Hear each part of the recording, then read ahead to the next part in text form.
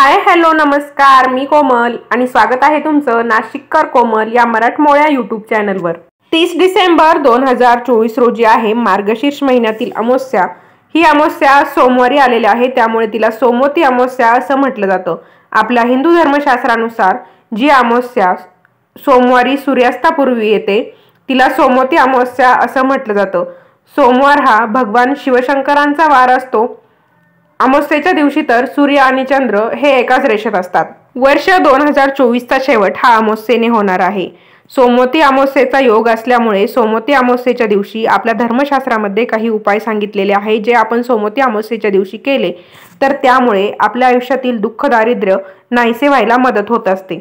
सोमवारी पहाटे म्हणजे रविवारी उत्तर रात्री 4:01 अमावस्या तिथी सुरू होणार आहे आणि मंगळवारी पहाटे म्हणजे सोमवारच्या उत्तर रात्री 3:56 ही अमावस्या समाप्त होणार आहे। तर उदय तिथीनुसार ही अमावस्या 30 डिसेंबर 2024 रोजी सोमवारी आल्याने या अमावस्येला सोमवती अमावस्या असं म्हटलं जातं। तर मंडळी, आजच्या व्हिडिओमध्ये आपण सोमवती अमावस्येच्या दिवशी काय आपण केलं पाहिजे, काय केलं नाही पाहिजे, कोणत्या चुका आपण टाळायच्या आहे, त्याचबरोबर सोमवती अमावस्येला नारळ फोडला तर चालतो का याबद्दलची सविस्तर माहिती सांगणार आहे। त्यासाठी तुम्ही व्हिडिओ संपूर्ण बघा, म्हणजे योग्य ती माहिती तुमच्यापर्यंत पोहोचेल। आणि व्हिडिओ बघत असताना कमेंटमध्ये सर्वांनी लिहा ओम नमः शिवाय। चला तर मग आजच्या व्हिडिओला सुरुवात करूया। सरत आलेलं 2024 हे वर्ष शनिदेवांच्या अधिपत्याखाली होतं। 30 डिसेंबर 2024 रोजी सरत आलेल्या 2024 वर्षातील शेवटची अमावस्या आहे। मार्गशीर्ष महिन्यातील ही अमावस्या आहे। महाराष्ट्रामध्ये खास करून हा दिवस वेळा अमावस्येचा दिवस म्हणून साजरा केला जातो। कर्नाटकच्या सीमेवर महाराष्ट्रामधील जी गावे आहेत त्या भागामध्ये हा दिवस शेतीमध्ये साजरा केला जातो। शेतजमिनीला या दिवशी नैवेद्य दाखवला जातो। ज्योतिषशास्त्रानुसार मार्गशीर्ष अमावस्येचा दिवस खूप महत्त्वाचा दिवस आहे। अमावस्येचा दिवस पितृदोष दूर करण्यासाठी किंवा पितरांना प्रसन्न करण्यासाठी खूप महत्त्वाचा दिवस असतो। म्हणून तुम्हाला काय करायचं आहे, अमावस्येच्या दिवशी म्हणजे जोपर्यंत अमावस्येचा काळ आहे, तर ही अमावस्या सोमवती अमावस्या सोमवारी दिवसभर असल्याने तुम्ही दिवसभरातून कधीही कुत्र्याला तेल लावलेली पोळी किंवा भाकर खाऊ घालायची आहे। खास करून काळ्या कुत्र्याला खाऊ घातलं तर अतिउत्तम। पण लक्षात घ्या, कुत्र्याला तुम्ही पोळी किंवा भाकरी जे काही खाऊ घालणार आहात ते शिळं घ्यायचं नाही, ते आपल्याला ताजं बनवलेलं खाऊ घालायचं आहे। त्यामुळे काय होईल की आपल्या घराला जर काही पितृदोष लागलेले असतील तर ते नाहीसे व्हायला मदत होईल। काळं कुत्रं तुम्हाला उपलब्ध झालं नाही तर तुम्हाला जे कोणत्या रंगाचं कुत्रं असेल तर त्या कुत्र्याला तेल लावलेली पोळी किंवा भाकरी खाऊ घालायची आहे। महत्त्वाचं हे आहे की आपल्याला अमावस्येच्या दिवशी कुत्र्याला ताजी पोळी किंवा भाकरी तेल लावलेली खाऊ घालायची आहे। ही जी अमावस्या आहे सोमवती अमावस्या, ती सूर्यग्रहण सदृश्य अमावस्या असते। या दिवशी सूर्यग्रहण नाही, पण या अमावस्याला सूर्यग्रहण सदृश्य अमावस्या असं देखील म्हटलं जातं। त्यामुळे आपल्याला अमावस्येच्या दिवशी पिंपळाच्या झाडाची देखील पूजा करायची आहे। पिंपळाच्या झाडाला आपल्याला 11 प्रदक्षिणा मारायच्या आहेत, कारण पिंपळाच्या झाडामध्ये ब्रह्मा विष्णू महेश यांचं एकत्रित स्थान असतं किंवा मग देवी लक्ष्मीचं देखील पिंपळाच्या झाडामध्ये वास्तव्य असतं असं म्हटलं जातं। त्यामुळे आपल्याला सोमवती अमावस्येच्या दिवशी पिंपळाच्या झाडाची देखील पूजा करायची आहे। पिंपळाच्या झाडाला प्रदक्षिणा देखील मारायची आहे। पिंपळाच्या झाडाची पूजा करण्यासाठी घरून निघताना आपल्याला तांब्यामध्ये पाणी घ्यायचं आहे। त्या पाण्यामध्ये आपल्याला 1 चमचाभर गाईचं दूध टाकायचं आहे, 1 चिमूटभर काळे तीळ आणि 1 पांढरं फूल देखील आपल्याला त्या पाण्यामध्ये टाकायचं आहे। त्यासोबत 1 दिवा देखील न्यायचा आहे, म्हणजे तुम्ही पंती नेली तरी चालेल। त्यानंतर तिथे गेल्यानंतर सर्वप्रथम त्या पिंपळाच्या झाडाची आपण पूजा करायची आहे। पिंपळाच्या झाडाला 108 प्रदक्षिणा आपण मारायच्या आहे। त्या जर शक्य नसतील तर कमीत कमी 11 किंवा 15, जास्तीत जास्त तुम्ही 216 देखील प्रदक्षिणा पिंपळाच्या झाडाला मारू शकता। पिंपळाच्या झाडाला ते पाणी आपण अर्पण करायचं आहे, पितरांच्या शांतीसाठी प्रार्थना करायची आहे आणि तिथे जो आपण दिवा नेलेला आहे तो दिवा देखील प्रज्वलित आपल्याला करून द्यायचा आहे। शक्यतो हा उपाय दुपारी 12च्या आत आपण करायचा आहे, पण शक्य नसेल तर तुम्ही संध्याकाळी सूर्यास्ताच्या आत कधीही हा उपाय करू शकता। अमावस्येच्या दिवशी सोमवती अमावस्येच्या दिवशी तुळशी प्रदक्षिणेला देखील खूप महत्त्व आहे। त्यामुळे आपल्या घरी जे तुळशी वृंदावन असतं, आपल्या हिंदू धर्मात प्रत्येकाच्या घरी तुळस असते।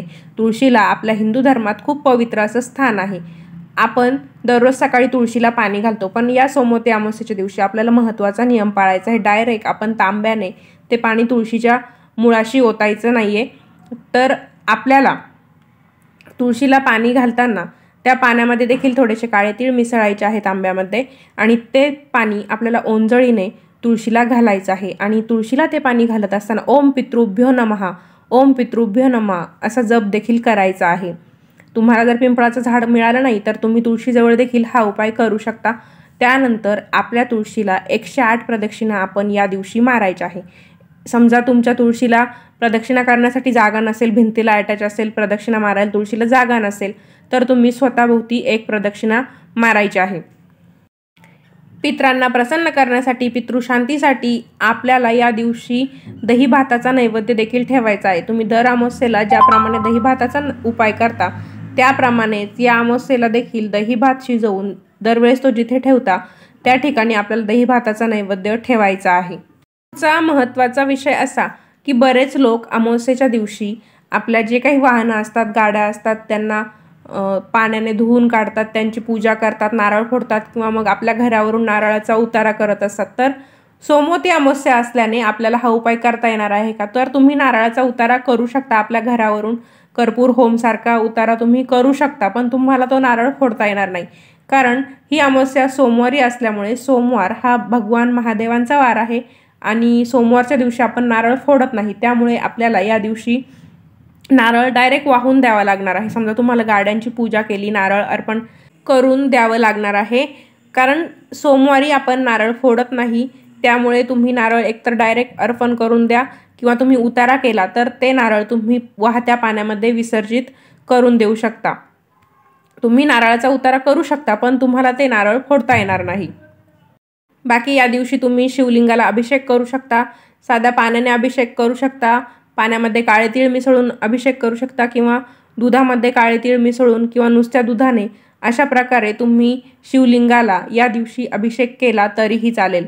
शिवलिंगाला तुम्ही चंदनाचं लेपन करू शकता। चंदनाचं लेपन केल्यामुळे आपल्या संपूर्ण कुटुंबाला शांती लाभते, त्याचबरोबर पितृदोषापासून देखील आपली सुटका होते असं देखील म्हटलं जातं। त्यामुळे तुम्ही या अमावस्येच्या दिवशी चंदनाचं लेपन देखील करू शकता।